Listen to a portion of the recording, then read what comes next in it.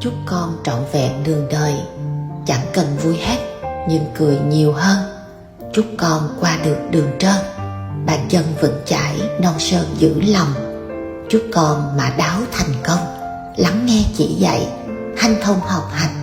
Thương người thương mạnh chiếu manh, đến trường vạn vật song hành cùng ta. Mong con liêm chính thật thà, một lời nói dối cũng là lệnh tâm. Cuộc đời vạn biến giữa dòng, luôn có ba mẹ hết lòng chở che.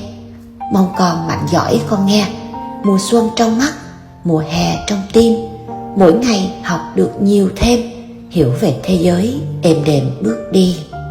Môi thơm có nói điều gì, cũng là ái ngữ thơ thi ngọt ngào.